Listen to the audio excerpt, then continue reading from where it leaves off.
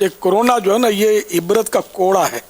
کیا بات کیا. یہ کر لوں میں، وہ کر لوں میں جو کرتے ہیں بڑے بڑے ملک آج مطلب سارے بند پڑے ہیں، اور سب کو بھاؤ اپنا پتہ چل گیا ہے کہ ہماری فوجیں، ہمارے بم، ہمارے بڑے بڑے لشکر، بڑی بڑی افواج ایک کورونا جیسے حقیر جراثیم کے آگے گھٹنے ٹیک چکے، ہتھیار ڈال دیے. ایک کورونا نے سب کو ہرا دیا. اللہ کی شان ہے. جیسے ابابیل نے، ہاتھی والوں ابابیل کے فوج نے، چھوٹے چھوٹے ابابیل نے ہاتھیوں کے لشکر کو خاک کا ڈھیر بنا دیا تھا، جو کعبہ مشرفہ ڈھانے کے لیے چلے تھے، معاذ اللہ شہید کرنے چلے تھے.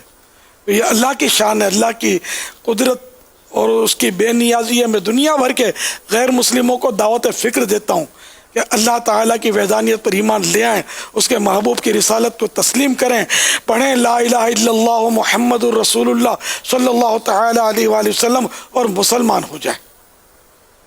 اللہ تعالیٰ ہر شے پر قادر ہے. ان اللہ علی کل شیء قدیر.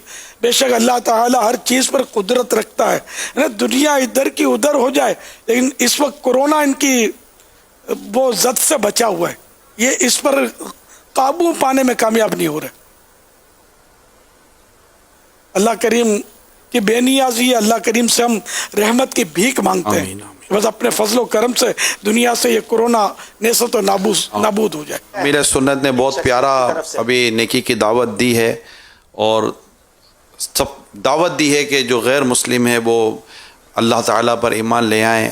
یاد رہے اللہ ہے اور ایک ہے، اللہ ہے اور ایک ہی ہے، اللہ ہے اور ایک ہی ہے. اور اس کے نبی سرکار محمد صلی اللہ تعالی وسلم اللہ کے آخری نبی ہیں.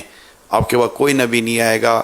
اللہ کرے کہ یہ دعوت لوگوں کے کانوں اور دلوں میں اتر جائے اور وہ ایمان لے آئیں اللہ تعالیٰ کی وحدانیت پر. اور اسلام سچا دین ہے، اس دین کو قبول کرنے میں دیر نہیں کرنی چاہیے.